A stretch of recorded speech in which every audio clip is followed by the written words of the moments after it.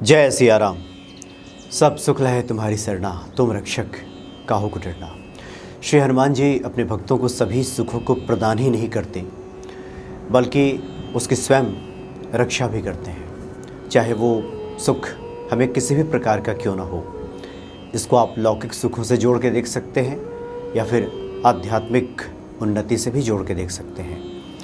जिस स्तर पे आप हैं, जो कुछ भी आपको प्राप्त है, सबकी रक्षा स्वयं हनुमान जी करते हैं। पहले वो प्रदान करते हैं और फिर उसकी रक्षा भी करते हैं। बहुत सारे सवाल समय समय पे प्राप्त होते हैं। आज कुछ महत्वपूर्ण प्रश्नों को हम लेंगे, और ये जो प्रश्न है लगभग कभी न कभी हम सभी के प्रश्न रहे हैं या हैं, और इन प्रश्नों को सुलझाए बिना जब तक इसमें मन हमारा फंसा रहेगा तब तक बात नहीं बनने वाली, और किसी न किसी उलझन के हम शिकार हो जाएंगे। इसलिए इन प्रश्नों की हम बात करते हैं, लेकिन उससे पहले एक जो प्रश्न अक्सर सुनने को मिलता है कि हनुमान जी की जो पूजा जो हम करते हैं, सबसे सुलभ क्या है, सबसे आसान, जिससे कि हनुमान जी हमें प्राप्त हो सके, हनुमान जी की कृपा कि हम पात्र बन सकें और हनुमान जी हम पर कृपा करते हैं। सबसे सुलभ, सबसे आसान क्या है? गोस्वामी जी तो लिखते हैं कि जपत निरंतर हनुमत वीरा।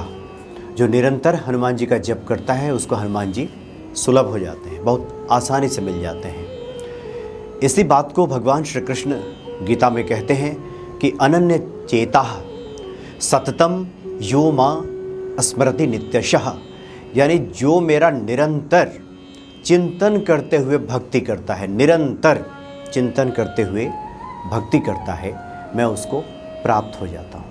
यानी सबसे सहज यही है। जो भी हम पूजा पाठ करते हैं, मंत्र जप करते हैं, अनुष्ठान करते हैं, सबका एक विशेष फल तो है, लेकिन सबसे सुलभ की बात की जाए तो यही है कि निरंतर जप किया जाए। अब निरंतर जप का तात्पर्य क्या है? जपत निरंतर हनुमत वीरा का तात्पर्य क्या है? क्या सब कुछ छोड़कर हम जप में बैठ जाएं? जो भी हमारा निर्धारित कार्य है उसको छोड़ दिया जाए और उसके बाद हनुमान जी का दिन भर जप किया जाए, तो क्या इससे सुलभ हो जाएंगे? बिल्कुल नहीं। इसका उत्तर यह है कि दो प्रकार की भक्ति की बात की जाती है, वृत्ति की बात की जाती है। एक है अनन्य वृत्ति, अनन्य भक्ति कह सकते हैं। दूसरा है मुख्य वृत्ति, जो मुख्य वृत्ति हमारा है, और उसके साथ ही हनुमान जी को हम कैसे प्राप्त कर लें, हनुमान जी कृपा हमें कैसे मिल जाए। दत्तात्रेय जी महाराज बहुत बड़े संत हुए, ईश्वर के अवतार ही कहे जाते हैं। उनका कहना है कि हमने मुख्य वृत्ति को अपनाया ईश्वर को प्राप्त करने के लिए, और ये हमने एक वाण बनाने वाले से सीखा।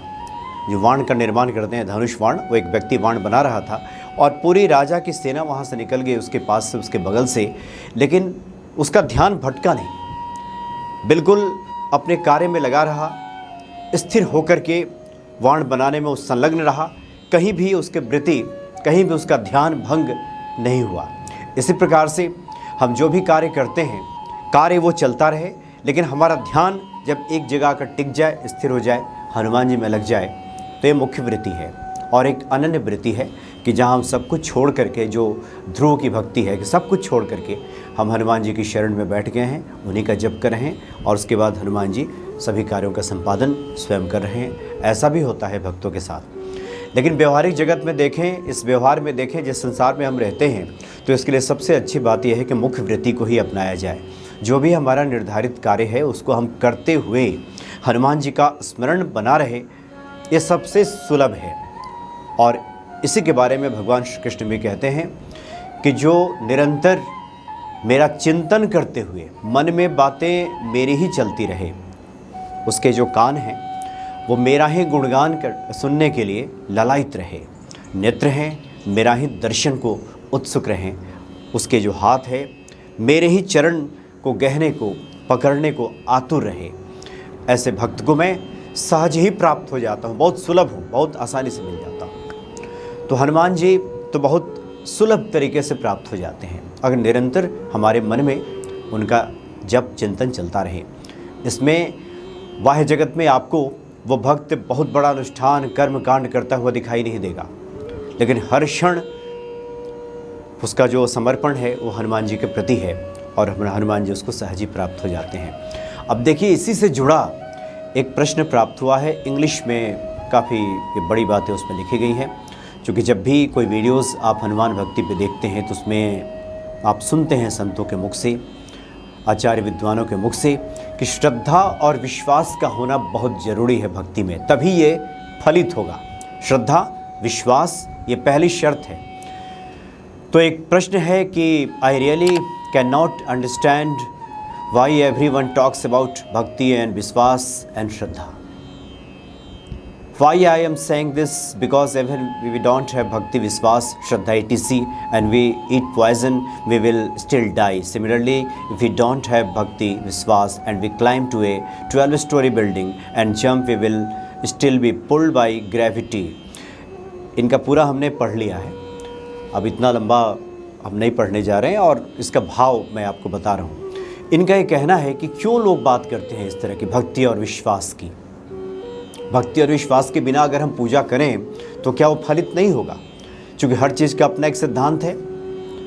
जैसे हम जहर खा लें तो जहर चाहे हम विश्वास से खाएं, चाहे विश्वास नहीं हो, खाएंगे तो अपना असर दिखाएगा, वो मार डालेगा।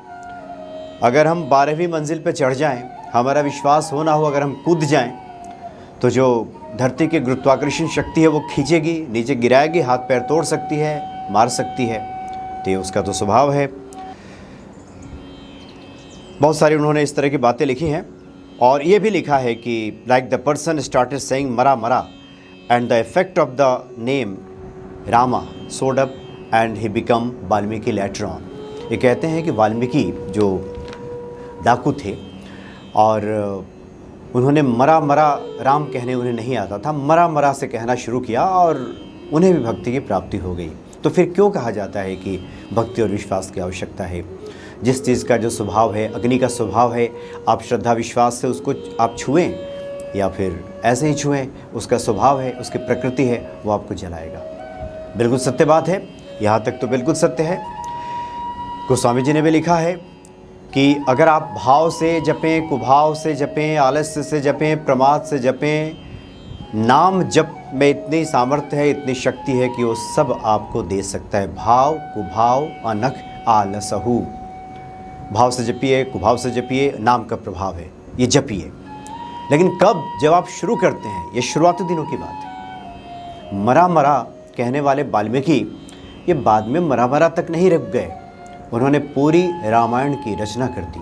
और ये पूरी जो रामायण की रचना है, जिसमें प्रभु श्री राम के गुणों का उन्होंने वर्णन किया है और जिसका आधार लेकर के गोस्वामी तुलसीदास जी ने रामचरितमानस की रचना की, वे सिर्फ मरा मरा पे नहीं टिक गए। मरा मरा से शुरुआत हुई। आप नाम जब शुरू करेंगे, आप भाव से जपिए चाहे कुभाव से जपिए, श्रद्धा हो चाहे अश्रद्धा हो, विश्वास हो चाहे न हो, उसका अपना एक प्रभाव है, वो दिखाएगा। लेकिन इसका मतलब ये नहीं कि हम वहीं ठहर जाएं। पूरे जीवन में हमारे भाव कभी आए ही नहीं, कभी श्रद्धा पनपे ही नहीं, कभी विश्वास ईश्वर के प्रति हमारा जगे ही नहीं, और जो कुछ भी हम काम करें वो सिर्फ क्रिया मात्र बन करके रह जाए, ऐसा भी नहीं है।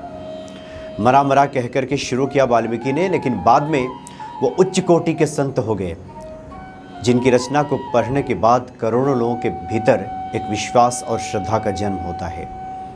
इसलिए भगवान श्री राम नवधा भक्ति में स्वयं कहते हैं कि नाम जप मम दृढ़ विश्वासु।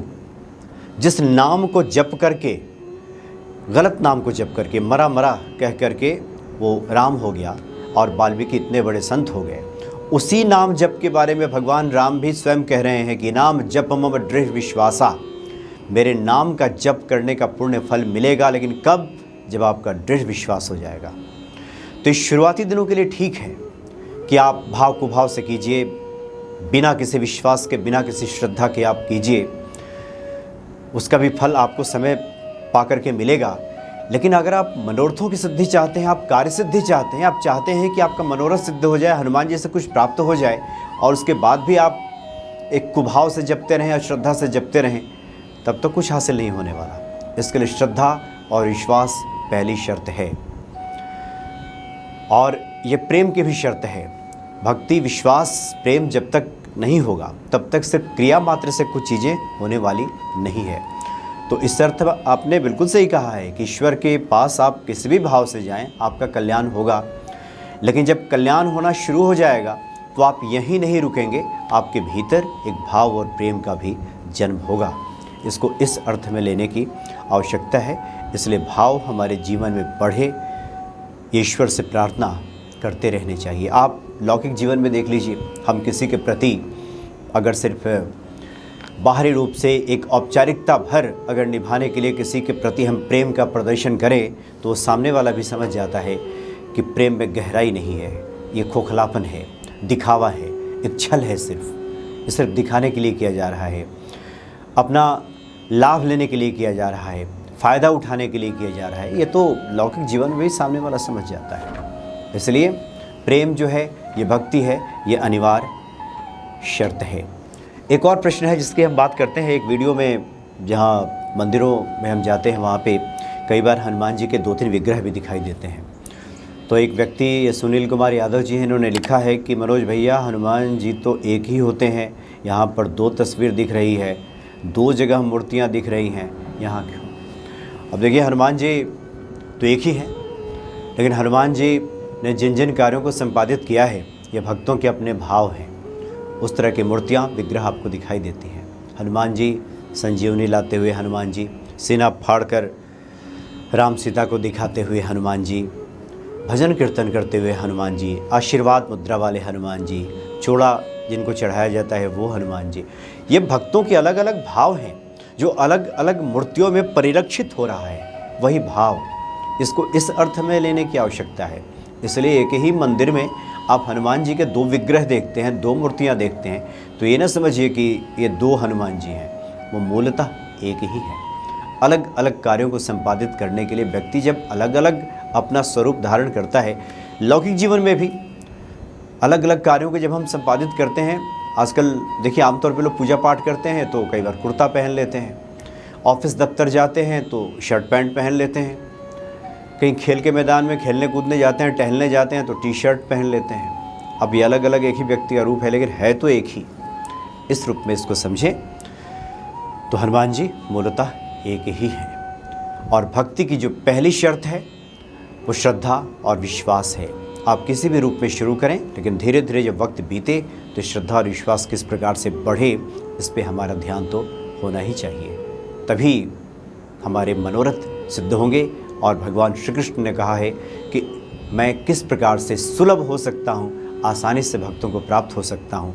एक ही तरीका है कि निरंतर मेरा चिंतन उस व्यक्ति के हृदय में चलता रहे, तो मैं सहज ही प्राप्त हो जाता हूँ, मिल जाता हूँ। जय सिया राम।